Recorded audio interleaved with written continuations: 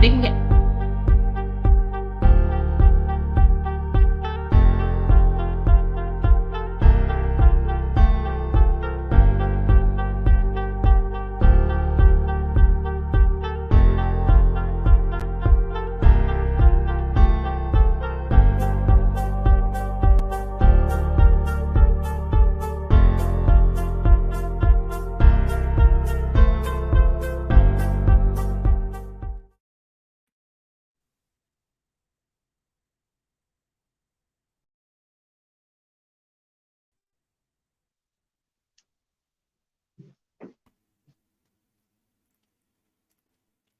Okay.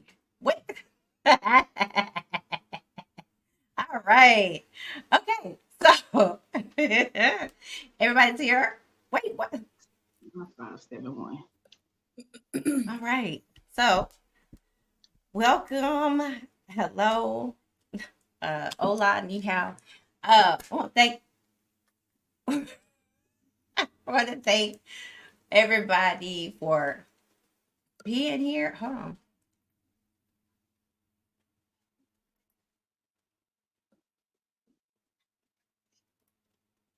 Okay.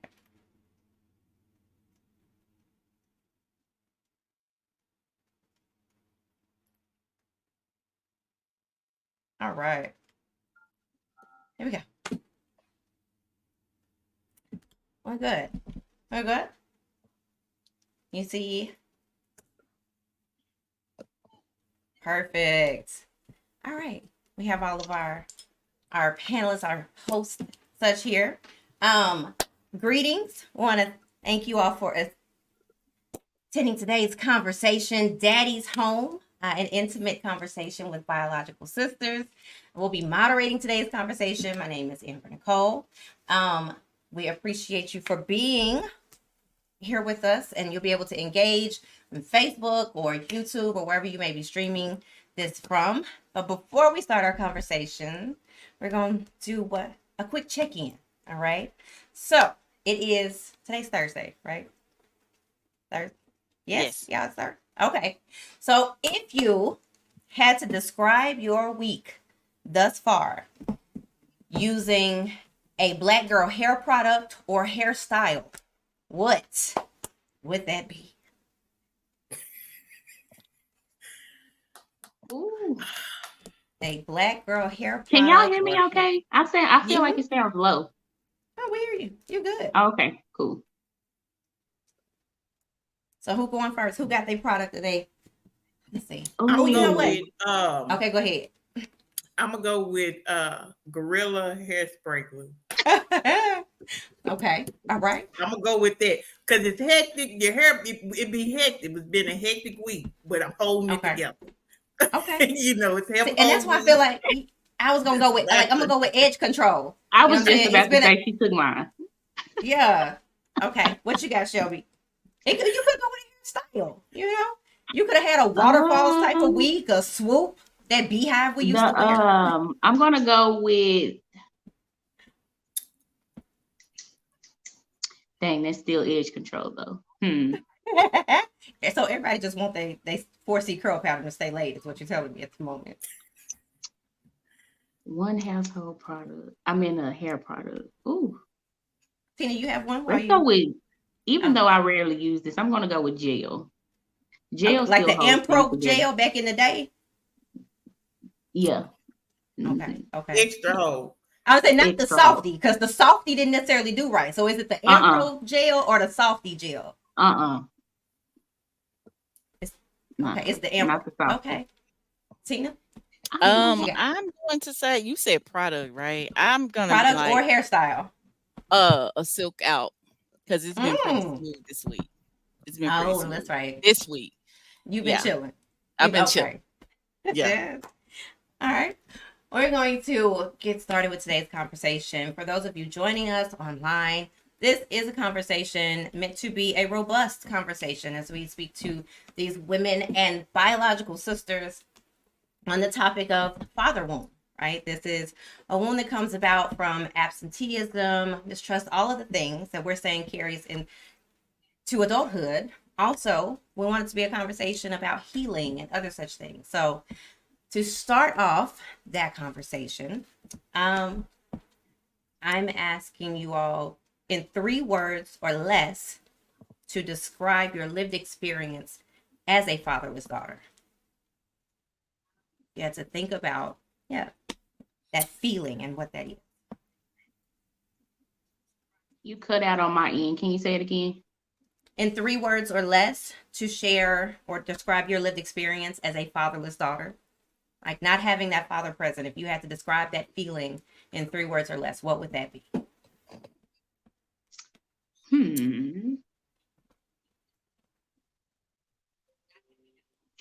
I ain't never thought about that.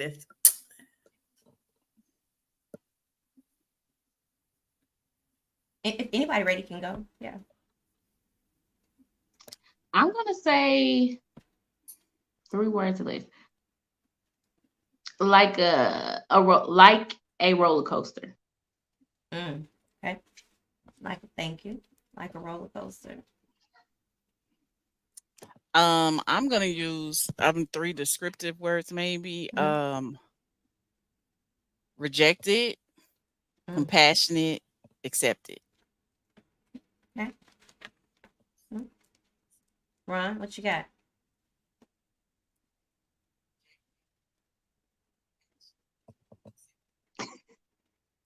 I honestly, I don't know. That's 3 I words. don't know. That That's is 3 words. That's 3 words. It is. Well, there we go. Okay. So, just in order to assist the audience, these 3 amazing and gorgeous women are biological sisters, right? But who's going to give us the origin story as to how you found out you were sisters? That would be Tina, as she is I was the gonna- oldest and has the best memory. Okay.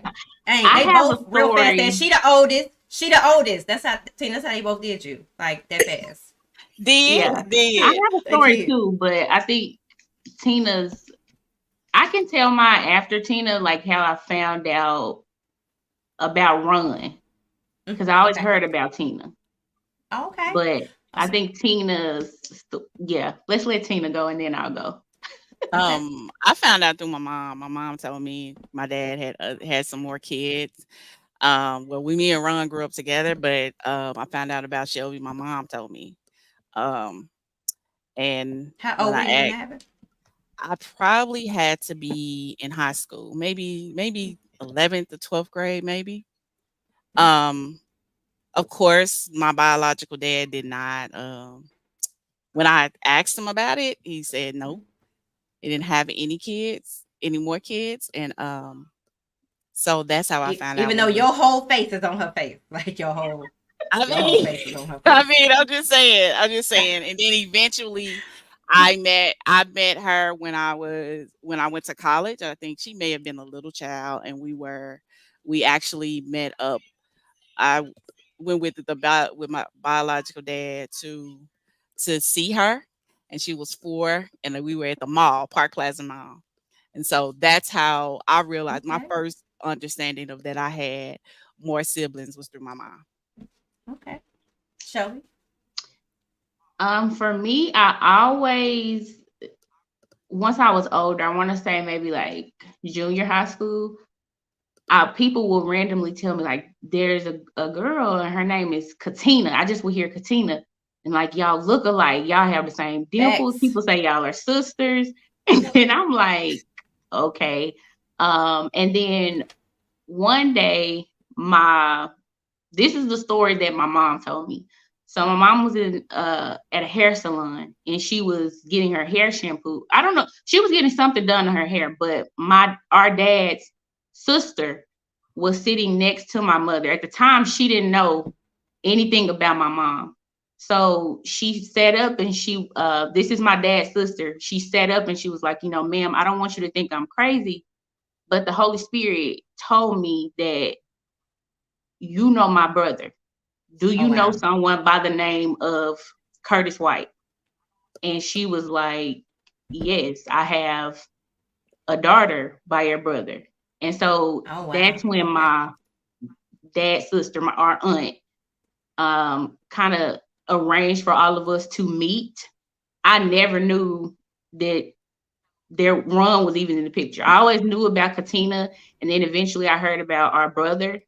But I never knew about Ron until we all met each other. And was I in high school or college? That's sad. Was I in college or high You school? probably was in college. I think I was in college. Yeah. As far as one, I also want to thank you. I want to let the audience and those joining us know that you can submit questions through Facebook, and we'll be able to take those here. We'll be answering them at the end. And then to the sisters, I am asking, what is the chronological order? Like, and the years apart. You don't have to give ages because, I mean, well, you could. Black don't crack. But let's just put in, but just the age and the difference as far as years are concerned. I'm the oldest. I'm 44. Okay. Yeah. Then it's me. I am 42. Okay. Then there's our brother. Okay. Yes, then there's our brother, 37. 37. 37 or 36? He's 37, I believe. Okay. And then there's me. I'm 35. Okay. And then we have a baby brother who is, I want to say 23-ish, somewhere in there.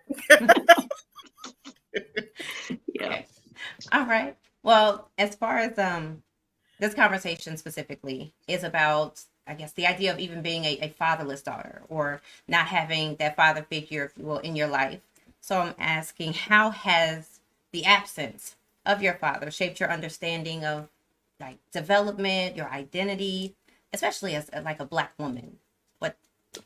How has that affected you? It definitely has made, and of course it probably had something to do with our mama too. Having to be more independent, more in control of things, more the head when we necessarily shouldn't have to be. You know what I mean? That's how it has shaped me as an adult. Mm-hmm. You mean like the need to be in control of things is what you're saying? Yes. Because I know that by him not being there, I know I can get it done or whatever that needs to be done. I know it's something, if I can control it, I can get it done. I can do it how it needs to be done or how I think it needs to be done if I'm in control of it and not have to depend on somebody else. And okay, so what I think I'm hearing you say is that because he wasn't present, that you felt like if you control things, then you can control them happening or not, people not being present, or is that okay? Yeah. Katina or Shelby? Shelby, you want to go or you want me to go? I can go. Okay. So I would say growing up, I always felt like because I'm a deep thinker. So I like to write and I'm always thinking about why. So as a kid growing up, because our dad is well known, and I would always hear stories about how he mentored other people and other young boys. And so I always wondered why. I always wanted to know, like, I feel like I had a void of just wondering, like, why? Why doesn't he want to be there for me? What is it about me? And so even as I started getting older and I started obtaining things like my degree, or when I pledged, just anything that I felt like was some type of accomplishment, deep down, growing up, like in my teens, I always felt like, okay, maybe now, since I'm actually doing something with myself that he'll want to be there. As I started getting into like, I'm gonna say my early 20s, and even now, similar to Veronica, I naturally, because I come from, even in my own family, this is not something, unfortunately, I have uncles that are married to women, but from my family, I come from a bloodline of strong, independent women, not necessarily by choice, but by force.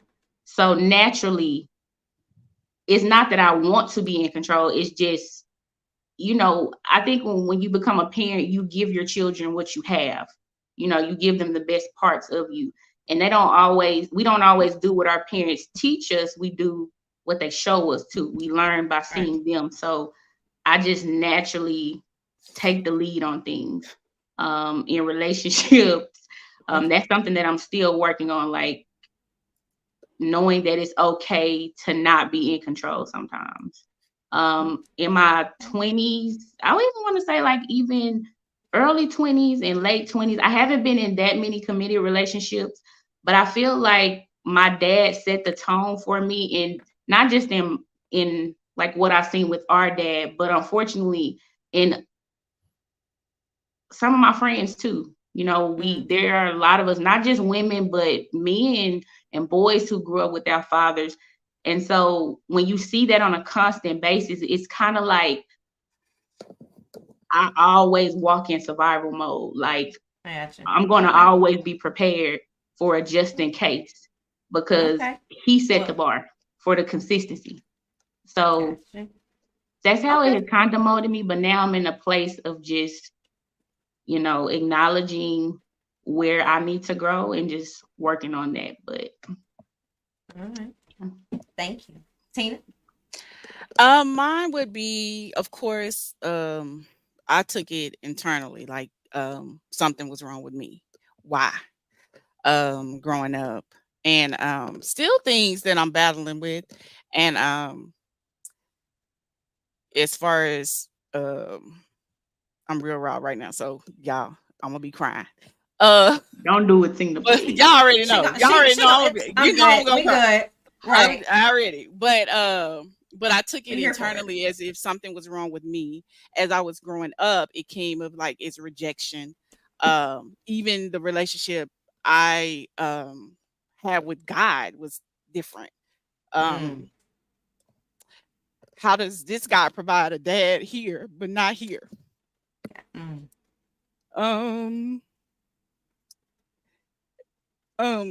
But as I got older, it presented as in, if I achieve this, maybe he'll want to be a part of my life.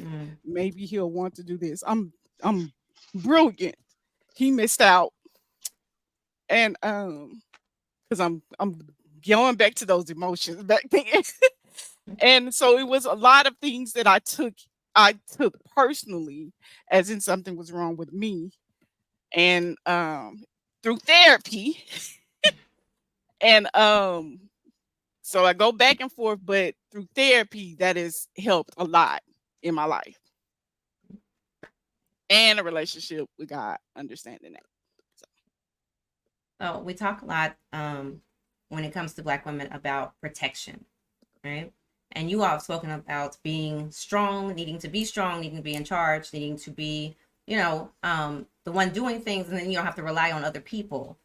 So I guess I'm asking, from childhood to now, do you consider yourself protected? Have you been protected by a Black male in your life at any time, where you felt these are safe spaces for me, and you were comfortable leaning into those safe spaces? No. I would say no, not until when you and I had a conversation maybe 3 or 4 years ago, when I thought I had kind of healed in this aspect. I had gotten to the point where I, not to expect anything from my biological dad, and understanding that maybe he didn't have the capacity to love me at the way that I needed to be loved. And that had nothing to do with me, but it still left a void of, does protection from a Black man even exist for me? It exists for others, not me. And it wasn't until we had a conversation, and then of course I'm grateful for Daddy Booth, who decided to step in and cover me and said, I'll protect you and Jai, and I'm your dad. And that's a blessing. So to say that it did. And so within the last 4 years, 3 or 4 years is when I finally felt protected from a black man. Thank you. Shelby, Ron, what does protection or the lack of protection look or feel like? And have you experienced, if you will, that protection? Is it necessary as a black woman to feel protected? I don't know, because if you're never had it, you don't know what that protection may feel like. So you don't know if you need it or not. Mm-hmm. You don't know if this is what you just don't know, because it's something you've never had. So you don't know the feeling of being protected. You just know you're not. You know what I'm saying? But you don't know the feeling of having somebody to protect, somebody you can run to and talk to about this man you're dealing with. Like, you know, you don't have nobody to go to for advice and things like that. You just winging it. You winging it, trying to figure it out on your own, and like changing a tire. I got to get out here and figure it out because I don't have nobody I can call. I'm like, Daddy, I'm out here on the side of the road with this flat. AAA, mama just get AAA. So we either getting AAA or we out here trying to change this flat ourselves.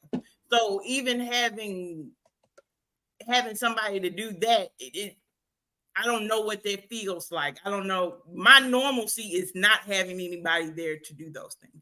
And you wonder how you would operate differently if you had that protection. Right. And I just want to remind, before you go, Shelby, I just want to remind the audience that you all are able to ask questions in the chat. We appreciate, your feedback, and just want y'all to know you have people that are agreeing with your story and saying thank you for sharing your stories, and that they feel the emotions and can relate. I don't know if you all can see that. I just wanted you to know we appreciate your truths. Okay, we just want you to know we appreciate your truths in this space, and so do the people that are logging on. Shelby, what about protection? For me, I don't want to. Okay, so like Ron and Veronica, I said Ron and Veronica, Lord, like Ron and Tina both said, if you don't know what consistent protection looks like from a Black figure, I don't feel like I can really accurately answer the question. I will say that when I grew up, in West Helena with my uncles, I knew that I was protected in those moments because they were present.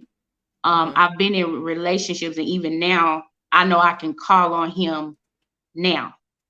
But that feeling of consistent protection, or even just having that go-to, like how every girl is able to go to her father and say, well, Dad, this is what I'm dealing with. Can you explain XYZ? Or if Mama can't do it, I can go to Dad. Like, I don't know what that looks like. So I'm going to say I've had spurts of it and I have it now, but as far as, it's hard for me to answer because I don't have a concept of what you mean by that. You see what I'm saying? I do.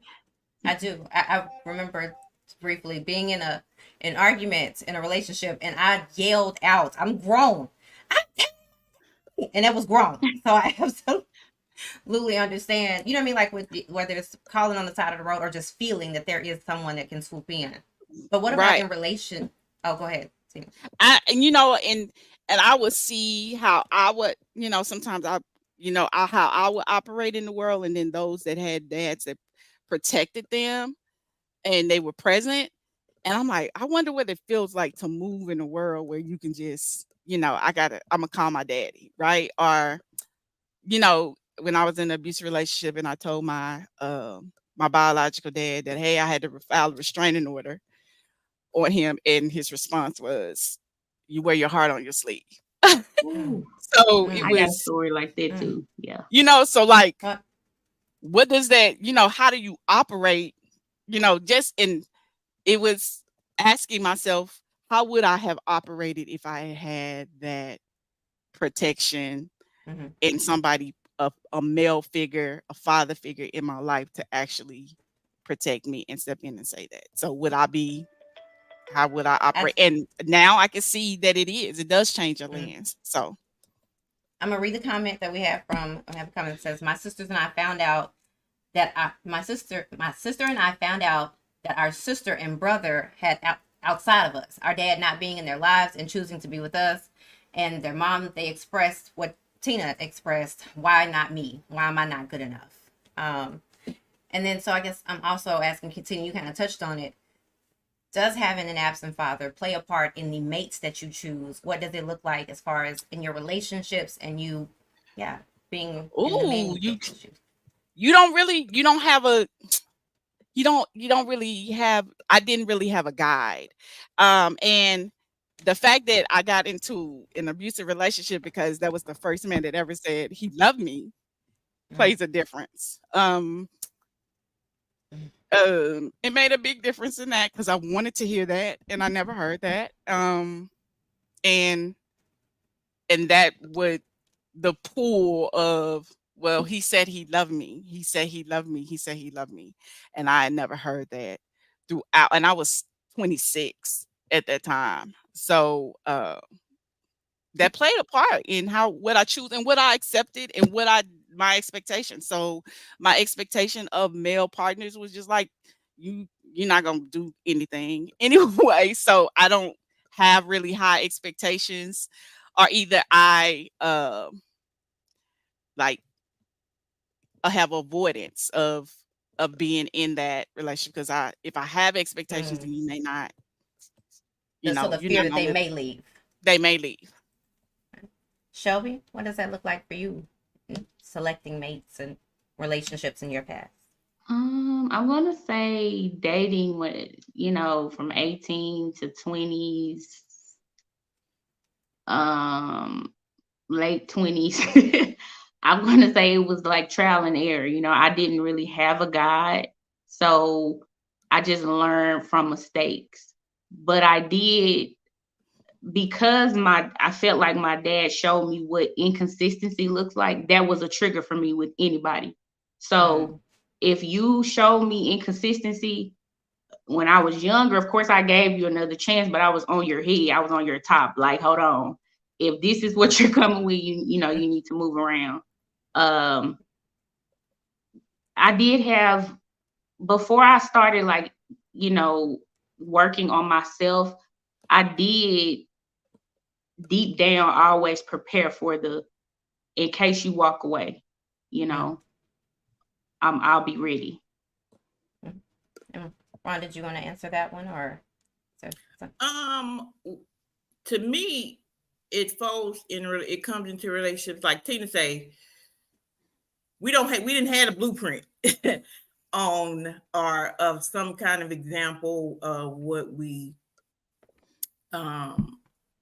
would like or anything like that. So it was, when we started dating, it was jumping head first into it, right? And so then when you get in a relationship, because I even see it now, I get real clingy. I'm real clingy in relationships. Because you can leave at any moment. You get what I'm saying? So Tina, I'm gonna keep you here, and you be like, you finna sit right by me. Right. Okay. I took the opposite. Okay. Right. I get real clingy, because where you going? Why you need to go here? Okay, well, I'm finna go with you. Okay, let's go together. It's those type of things. And I don't necessarily even want to be like that, but it's just ingrained that at some point you can just go, you can just leave. And then once you leave, now I'm back feeling like how I probably felt when, because me and Tina did have him at 5 and 3, up until we was 5 and 3. We probably had him up until the end. And so that probably does reflect back to when they do leave. It goes back to a hurt of that you never want to feel again, of course. That's something I never wanted to feel. But first of all, I'm upset because Tina got me on here crying. And While you're going to get your tissue, Monique says, have any of you shared with your dad what it felt like to see him be a role model to others, but inconsistent for y'all? I always say what men say to their adult children in hindsight, because I see so many men move in this manner. Some even marry and focus more on their new partner's children. So my question is, as an adult woman, have you had conversations with your biological father that say, I want to talk about us? Yeah. I Yeah. You want to go? And I say have me more recently. I- Ron, no. I have Hold on. Wait.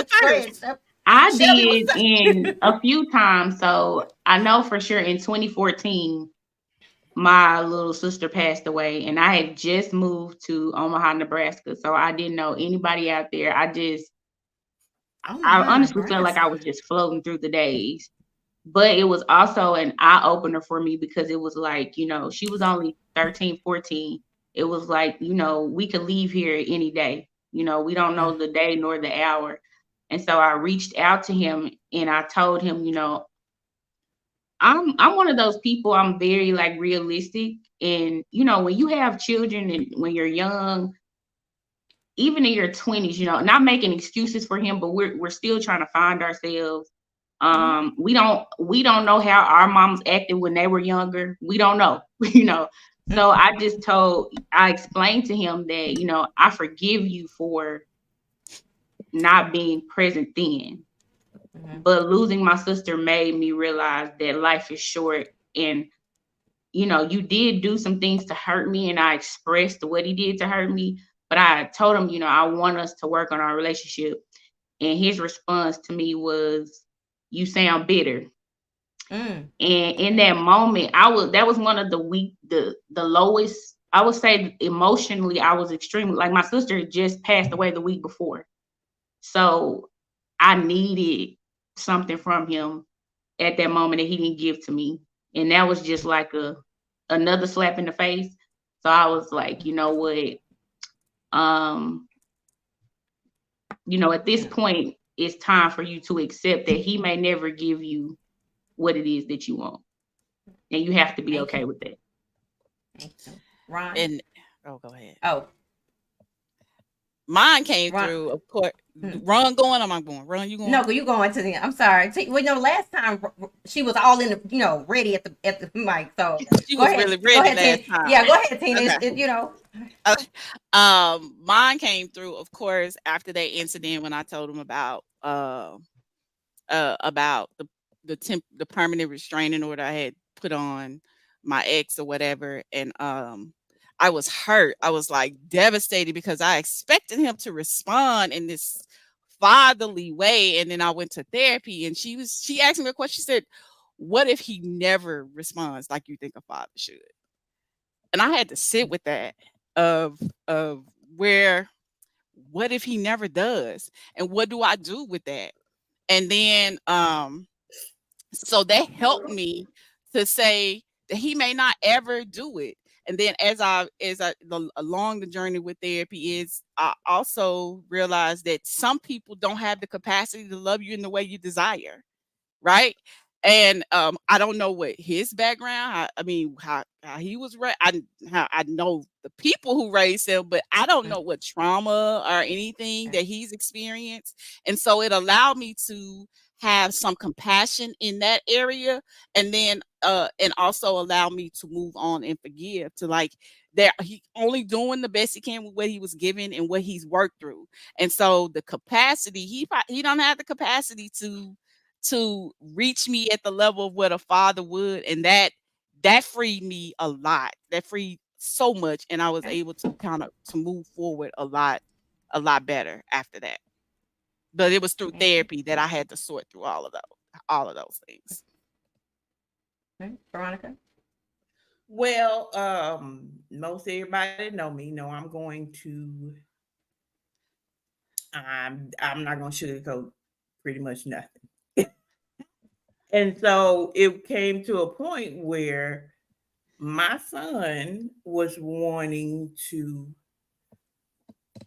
be able to get his physical parents more. So I'm going to the person who I think is the best, which would be him in the industry that he's in. Um, and it took me literally having to go off on him about him mentoring strangers, being this father figure for people that's not even his blood. And you have 3 grandchildren. You have actually, and it's a coincidence, all their names start with a J. But you have 3 grandchildren that you could start with now. Even though you missed out on us, you could start with now. But I have to almost cuss you out for you to finally do something with your grandson. And I shouldn't have to do that. And I got to bring up you mentoring people that ain't even your blood. People think you this good father figure when you are absolutely not. And of course, they think you only got 1 kid, but you don't. You got 5. So let's have that attention. So the other 4 of us, we had a whole we didn't have a relationship that the last one had, that the baby boy had. He had that one that could be nurturing and all that kind of stuff that he did with the baby boy. But us, we don't have that last. I have an audience question for you and Ron, though, that asks, because you mentioned earlier being 3 and 5, when he left. So the question is, how was he when he was present? I don't know. He wasn't. He wasn't present. He was, physically present, but to be present as a dad, as much as I can remember, it wasn't. It still was my mom. It still was. She carried a lot of the emotional labor. And so it wasn't that he was present, and even then. And so I think what's helped me a whole lot is realizing that he didn't have the capacity.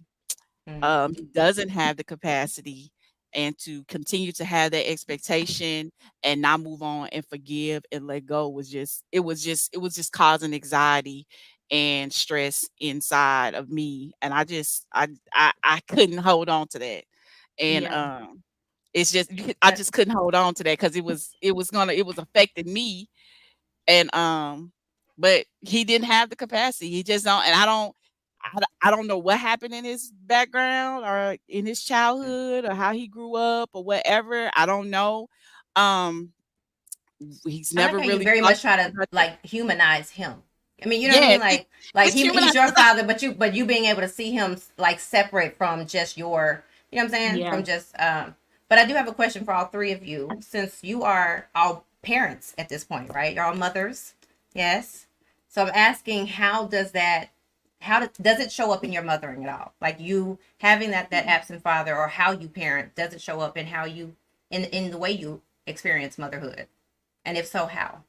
For me, I've always been an overthinker. So that can be a gift and a curse. But for me, you never want your children or your child to experience any kind of hurt. So I do have a constant worry of, he has an active father, he has a good father, but I always worry deep down, like, will something happen and he ends up like me? Because I feel like in our culture, because we have so many women who have no choice but to be independent, that when we do have fathers that are, I'm going to say present, we don't always know how to let them be fathers because we're so used to trying to be in control. And so I'm not one of those women that will say, I can teach my son how to be a man, because I can't. I'm not a man. Yeah. And so that's a constant worry that I carry deep down. It's like, I don't want him to be a fatherless child. We see that in our culture so often, and we see what that can lead to, So for You me, just have the one son, Shelby? yes, just one. Yeah. Okay. And I know that we are talking about fatherless daughters today. We also want to just give a nod to present Black fathers and the fact that data also shows that Black men are more present in the daily lives of their children than any other race or ethnicity. So we're going to acknowledge that there are men who are standing in the gap and being dads, and that this is, your experience. Katina or Veronica, how does that show up in your mothering? Well, for me, raising a daughter and having been in an abusive relationship, my fear is um hope hopefully she doesn't have the insecurities or the things that I dealt with to end up being and wind up in an abusive relationship because she hasn't heard it. Now her dad, he is improving. But I just don't want her to experience what I've experienced because of her father not being fully present. And sometimes, and realization that if he was fully present, would that even be healthy for her? So I'm still battling that even now as a mother. Um, Something I go to therapy for and I'm working through over time. So it's a journey. And but yeah, that's as far as being a mother, that's like I don't want her to end up in the same type of relationship I ended up in. Can I Shout add out to one all thing? therapists. Yes. I just wanted to add, I think for me, because whether we admit it or not, when I would say this is a trauma, or the wound is always there. So even though you get past it, it is still there. And I just feel like there's always a little piece of you that still wonders, like, why? Even though you're okay with it. So it's kind of a combination of both of those. Like, I fear him experiencing those same feelings, just going on the wrong path. Getting caught up in what people call the streets, all of that. It's just scary, especially with boys. Ooh. Yeah. Veronica, you have a son as well, right? Yes. Nice. And his daddy gets sick of me because I stay on him. Have you called him this week? Have you video called him this week? Have you talked to him anytime this week? How many times have you talked to him? Like, I tell him, I need you to be present. I need you to be present. And it has now come to the point to where he is actually finally doing way better than what he was. It took me years to keep drilling in his head. Do you want him to be calling you by your first name? Because that is exactly what we call ours, by his first name. We wanted somebody we can call daddy, but that don't even feel right. Calling him daddy. You know what I'm saying? So that's why I always tell him, stay present. If you don't see him for 2 weeks, I need you to call him every other day.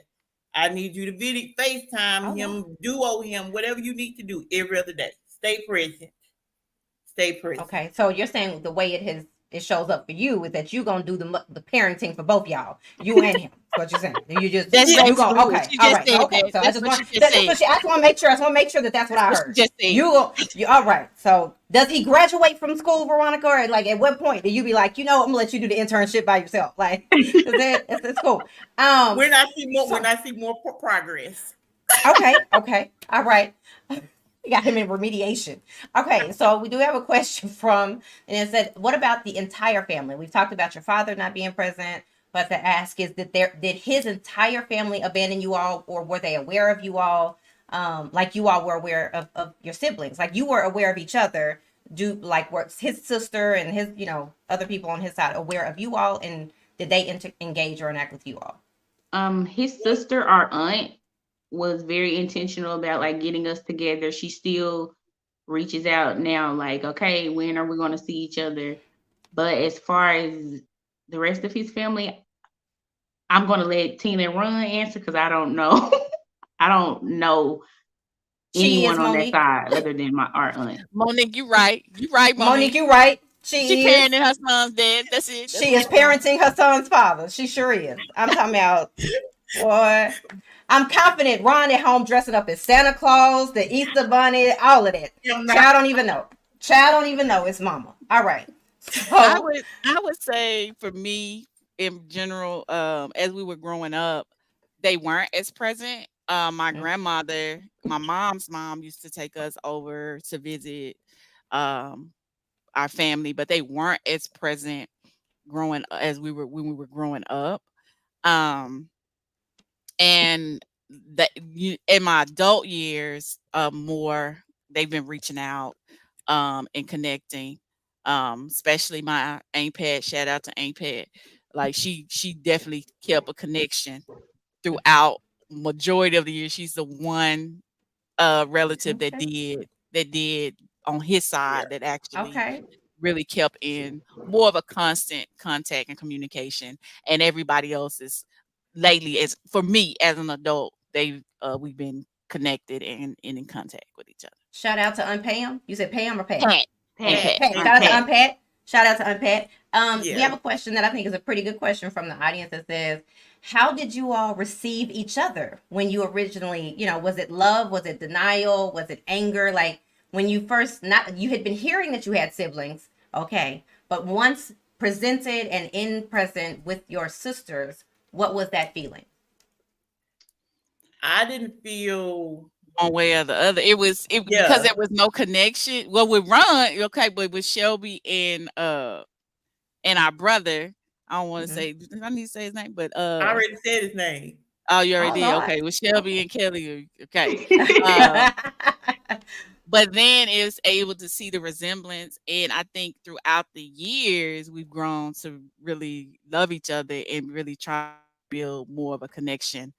Which probably within what would y'all say the last 4 or 5 years 4 or it's 5, yeah. been 4 or 5 Yeah. years where we like, okay, we're gonna try to do something. Like we gonna try to connect more so Yeah. than anything. I would say for me, I was nervous, and then I was a little overwhelmed because I was like, wait a minute, I didn't even know I had a whole like I knew about Tina and I knew about our brother Kelly because we were like close in age. So when he found that I was his sister, he used to be like, hey, that's my little sister, We always called each other, but I had no idea about Ron. So I was like, how did I have a whole nother sister and they have the same mom? And I didn't know. Yeah. But I didn't feel any anger. It was more of like, okay, I was ready to receive them. It was just like Mhm. processing it all. And then Run, if you guys haven't noticed, she is very outspoken. So she's gonna make us talk. If nobody else talks, she's gonna be the one to break the ice. I'm here for it. That's right. Like sometimes you have to collect people. I'm here for it. Yeah. Ron gonna Yes. do the talk for sure. So we also wanted this conversation to be about healing. Like yes, there were father wound, and even Shelby, you saying that it goes away, but wounds they heal if we treat them, and they don't get infected and that kind of stuff. They do heal. That doesn't mean that you won't have some sore, or remnants of the pain. But I'm asking, what does healing look like for you at this stage? Also acknowledging that it's not linear. That healing sometimes is you think you're good, and then sometimes you're not always as good as you thought you were on this day. But what does healing, specifically that father wound, look like for you now? I don't know. Because I'm not healed from it, apparently. I hold a lot of animosity toward him, and he gets it when I talk to him. And I don't know. It's still a journey, and I don't think it'll be an ending to it either. And so, so you do have contact at this point, though, Ron. You said, like, not only you have contact, you said your son started working with him, like, as you wanted him to have contact with your son as well, right? Mm-hmm. But, and then, like, you getting angry and you of course, directing the anger at the person you are mad at. Like, what does if you could fix the things, what's the one action that would somewhat get you closer to healing as it relates to that relationship with him? Like Shelby said, consistency. He's not even consistent with that. Okay. Ask And when you the and you last gonna time. tell him. He already know. I already told him. He already know. I have already told him. And Right. his thing is to, when I tell him how I'm feeling or whatever, it's a go back to my mom. I guess and I'm like, what do you expect? Like, he'll call me my mama name. What you expect? That's who raised me. So you finna get this same. I don't. Shout out to Mama.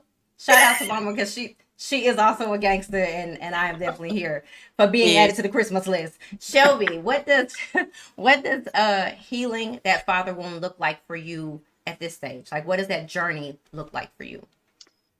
For me, I'm kind of like I don't think that it ever goes away, because there's always a little part of you that wonders, like, okay, why? Or I've had, throughout my journey of like healing from it, I've had moments where I'm like, okay, I thought I was healed, but I'm really not. At one point, like before Josiah, I was very heavy into like fitness. I was training, and I would have people approach me like, you act so much like your dad when you train. And then I even had at one point someone say to me, like, why doesn't your dad have a relationship with you?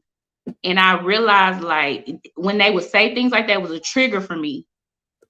And I was like, okay, maybe I'm not really as healed. But for me, I'm just at a place of acceptance. Like, Tina mentioned this earlier. She said, we don't know what his traumas are. I don't know what his childhood was like. I will never know why. And holding on to that is only hurting me. And I feel like even though that was something that I went through that hurt me, it also has molded me into who I am today. We have a lot of, in all cultures, we have daughters without fathers. We have young boys without fathers. And so, who's to say that God didn't intend for this to happen, for me to, for us to do this to help other people. So I don't, for me, I'm at peace with it. If he ever changes his mind and decides that, he wants to do something different, I would be okay with it. I would want to have a conversation just to understand him more, because I know nothing about him. I do know he has dimples like me. I have a round face like him, but I cannot tell you what kind of features he has, because I haven't had the opportunity to look at him longer than 10 minutes. So I don't really know, but I would, if I had to use one word, I would just say I'm at peace with it. Okay. And I'm okay. Thank you. Ryan, what does Katina, what does your father wound and that healing journey look like for you? Well, with me, it's acceptance as well, and more compassion, not to allow him back in to cause harm, but more so, it really wasn't until I became a parent that I'm like, oh, and if anybody experienced parenting like I did, maybe everybody can't say this, but it brings up some stuff you thought you had dealt with already, right? And I realized that, okay, I'm carrying my own stuff. I wonder what he was carrying, right?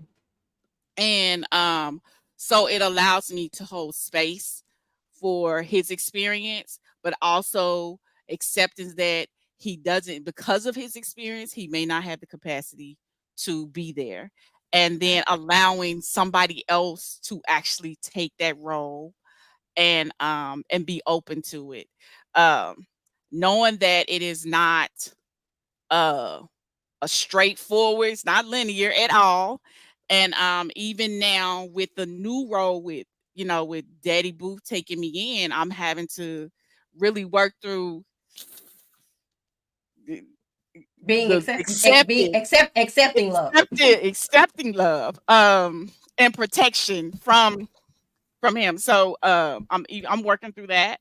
And also the there are remnants. So the internal things, the internal dialogue of what I've had. So I just, of course, I was in intense therapy within the last month and a half, and just tackling the thoughts that even come from the remnants of that, and coming up with tools and strategies on how to combat those internal thinking patterns that I had that come from that wound. And so that's where I am right now. Thank you. And I want to, audience, you are welcome to still ask questions, and you are definitely getting lots of love as far as your stories and being grateful for your authenticity in this space. Ladies, one thing that I feel like I've noticed from each of you are you talking about that person not being there, not being present. And it reminded me of, what's that? Kirk Franklin. You know, he just did that that documentary, was it Father, or what's it called, something? I was minding my business and Katina called and said I had to watch it. Like, she made me watch it that night. Like, I was like, okay. I do it. So the thing is, he also spoke a lot about, there are things maybe that you do and you want to know where it came from. You know what I mean? Like, why? Right. So I guess I'm asking, because it's something, Shelby, you kind of touched on it, or Katina, is there a void? You know, you also sometimes hear that from children who've been adopted, that know they're adopted, like they feel incomplete because they don't know, you know, their past. What is working through that? Like, do you have that feeling? And then what is working through that specifically feel like? Oh, it's work. Like, do you feel like you're missing parts of yourself because you don't have, like you were saying, you don't know his background, you don't know how he grew up, you don't know these things, because some of those things happen just in everyday conversation, right? If he were in the home with you. So there's information even about his life that you don't know. Does that leave holes in how you look at your story? You want me to go first, or? Sure. I don't want to say I feel like it leaves holes in my story, because I feel like,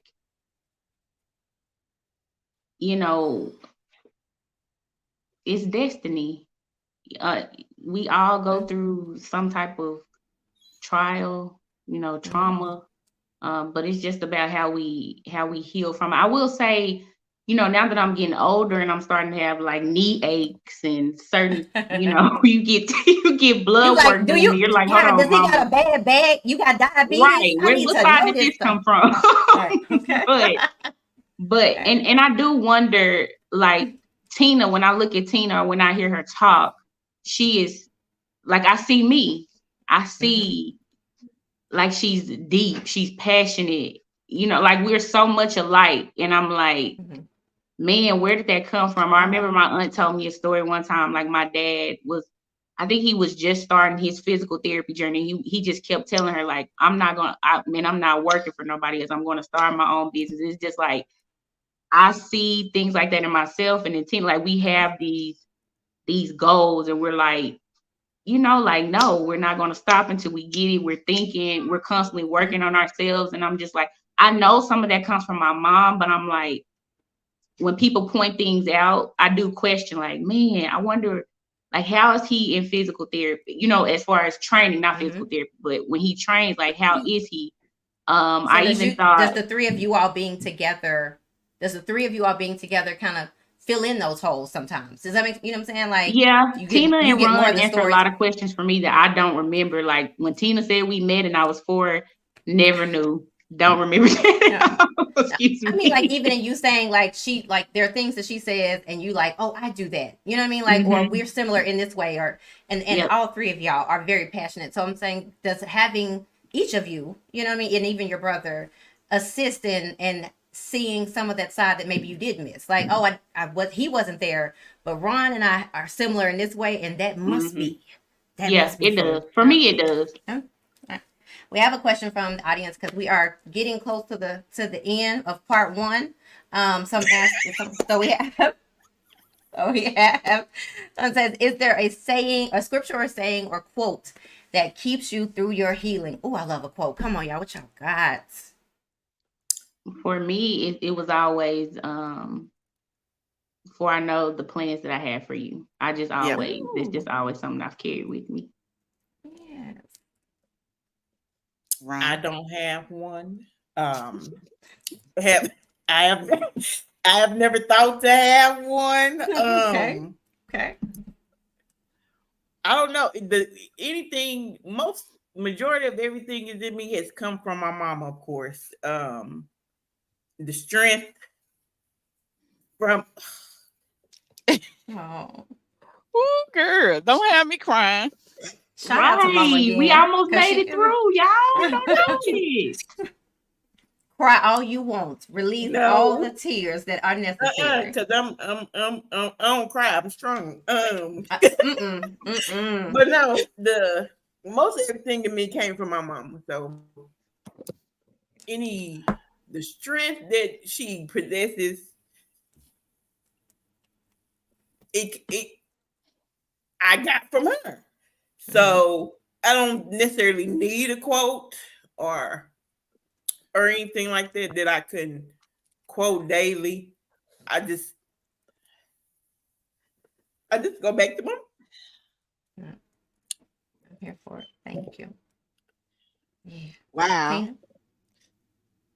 Whew, girl, I didn't know that about you. And Yeah, y'all mine. grew up in the same house and you didn't know that. But it's funny because I was just thinking to myself, I'm like, I didn't know. I thought I was dealing with this hurt by myself growing up. Like, I didn't know that they were. Well, first of all, I didn't even know there was a run. I didn't know that you were affected by so much. I thought it was just like me. And, you know, in our culture, we don't really talk about what we're feeling. We just kind of carry the load, and you know, we're like, okay, it happened, you're gonna get through it and you're gonna be good. So a lot of the things that I dealt with was internal. You know, I dealt with them on my own.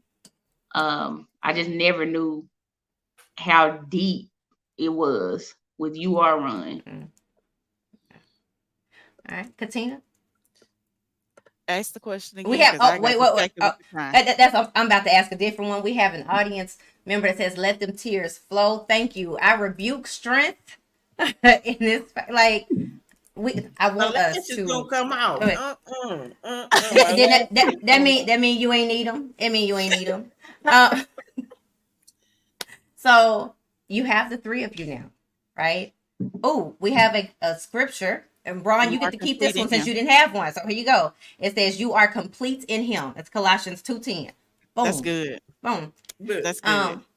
My question is for the three of you, but it's towards the three of you. I want you to use this space to tell your sister something, anything that you would like to share. Like, Shelby, how has Katina and Veronica being in your life, right, assisted you? What does sisterhood and the space that you hold for your biological sisters, you know, do for you? The same question for everybody. I just called on Shelby first.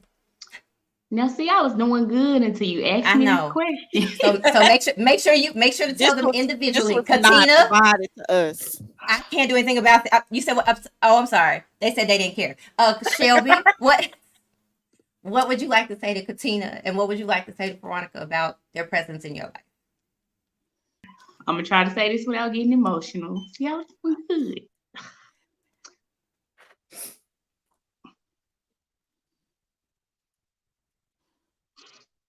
We can give you a second. Katina, would you like to go? Let me Okay. Let me go. So Katina and I are very much alike. Hold on, Ron. Katina and I are very much alike. So, like when anything's going on with me, I go, like the person my go-to is my sister on my mom's side. And so my sister's very outspoken like Ron. So I appreciate Ron for being the person who will say what we all won't say, whether that's communicating with our dad, whether that's communicating with each other, you know. I just appreciate Ron for being extremely strong, because I'm strong, but I'm also one of those people. I have to think about it a long time before I actually say something because I don't want you to receive it the wrong way. And just to say that I'm proud of you, Ron, for your strength, you know, for not only staying on top of Curtis, but staying on top of, you know, your son, watching you raise him. You know, I still consider myself a fairly new mom. So seeing how you stay on top of your son as a mother, you know, all of you guys are like gods to me in this. And then Tina, I want to say, like, we're so much alike. I feel like I naturally communicate to Ron because I know she's going to tell all the siblings what needs to be said. I want to say to Tina, I'm sorry that I have not been consistent in reaching out. I'm sorry when I didn't show up for your birthday. It wasn't anything personal. It was more so, you know, we grew up not knowing each other. So I didn't know how important it was to you for me to show up. I didn't think it mattered, to be honest. You inspire me. I love everything that you're doing. You know, Tina is super smart. If y'all need a math tutor, holler at Tina. If you need a shed built, if you need anything that requires engineering and design. You know, you inspire me. We've both been in education. We both love poetry. We both love, you've written a book. I want to write a book. So I appreciate you guys and I love you guys. And I don't ever want y'all to think like just because we don't, like, we talk a lot now, but just because we didn't grow up together, like, if you ever need something, it doesn't matter what it is. If I got it, you're my sister. I'm always be there for you guys.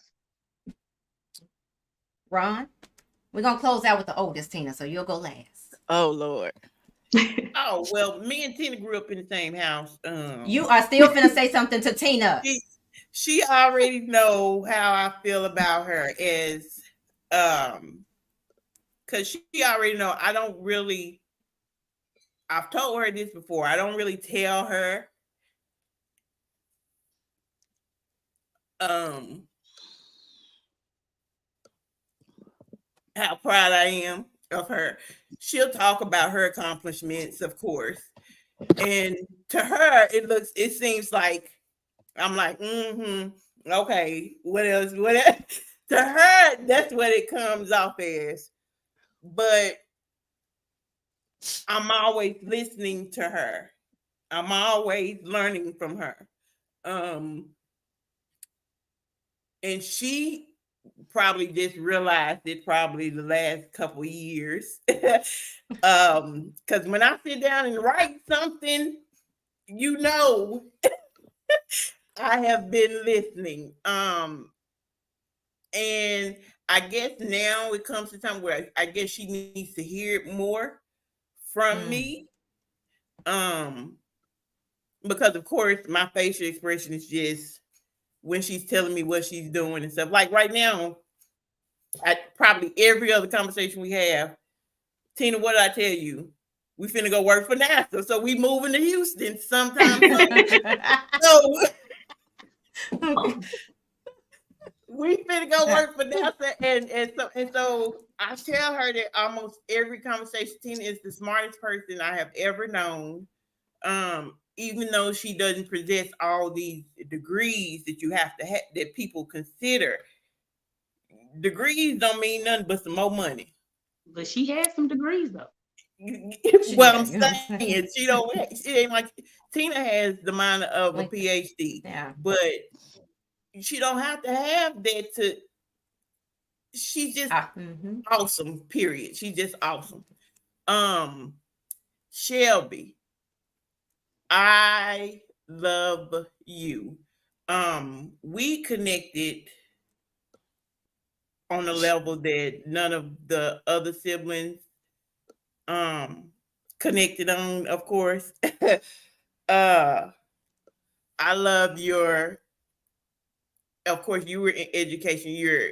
You were traveling around by yourself in these other states where it's 5 black people in it. And it's like, and She you were straight said doing, Nebraska. and you were doing your thing, and you were striving towards excellence, even when you were doing your training. I was looking at you, it's like, oh my God, you were my inspiration behind that. And even when you had JoJo, you were feeling down about, because you had baby weight, of course. I had baby weight. Jay is 14. I still got baby weight from Jay. So, and I know you're going to get back to what you want to do. And I look at you as a role model in that aspect as well for me, because I've always struggled in that area my entire life. I have always been the bigger person, the biggest one of the friend group, the biggest one of the family. I have always had that label, but of course I've always carried it with confidence as I do.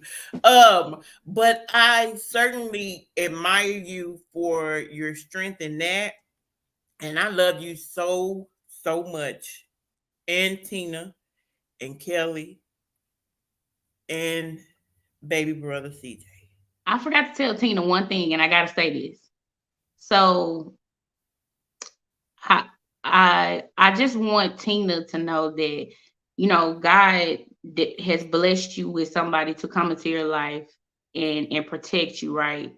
But I also don't want you to ever forget that even if that would have never happened, you're still enough. Like, you're still amazing. Despite everything that you have gone through, you are still, look how your name has been in rooms that you never thought it would even be in. So I just don't want you to ever forget that, because had that blessing not ever come, you still will be the amazing person that you are. That's why we're going to work for NASA. And I just do have this one thing. The absence of Curtis, Shelby, you and CJ and Kelly has kind of helped You. close that hole that of him not being there. So I still have my brothers and sisters over here. Even though I do the most talking amongst all y'all. Yeah.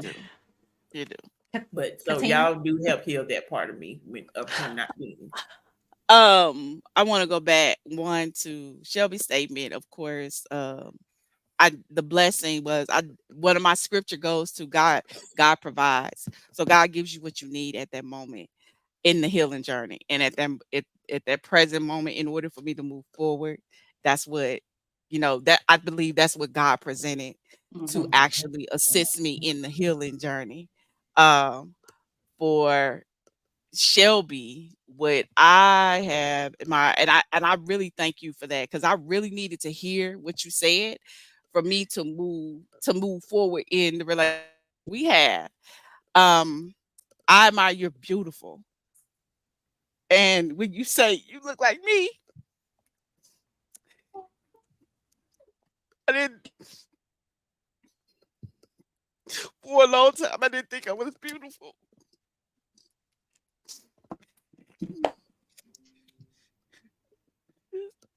I'm about to do the ugly cry, y'all.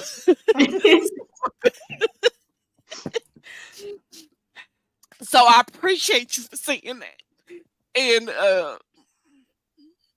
we're a reflection of each other, the beautiful parts. And I appreciate you for that. And and it just keeps me from going and to even continue to further and deepen our relationship with each other and the love that we have for each other. And for Ron, she been my yin to my yang. I'm uh the quiet person, and she is gonna be the fighter, right? She walks around with a different type of freedom, and that helps me, even as who I am, this straight and narrow, let's follow the rules all the time. But you need somebody in your life to like, now, F that sometimes. So she walks around with a freedom and her own gifts and her own creativity, and your own creativity. And I love you. And I can't imagine. I can't imagine what my life would be like without y'all present right now. Yeah. So I want to thank all three of you all for not only just your vulnerability, but your willingness to share your story with us, for the authenticity and grace in which you shared those stories, the passion, the tears that you allowed yourself to bring forth during this phase. I am confident, even just based on the viewers as well as the feedback, that today someone received something that they needed to in this conversation. And I said, go ahead and cry, y'all. You have us all crying. I absolutely, I'm consider myself grateful to be able to spend the time with you all that I do. I am happy that you all have each other and getting to see sisterhood through your eyes. And if there's anything as far as our participants, if you would like to say anything before we get ready to close out part one, I have one last question before we go. You know Got what was another coming, right? question? What you want? Any It's more tear jerkers, okay? It's this much. I mean, it's not This even all I have left. This it. It's not No. even a tear. It's not even a tear jerker. It's a simple one. I want to know, if you could only play 1 year's music of hip hop and R&B for the rest of your life, what year are you choosing?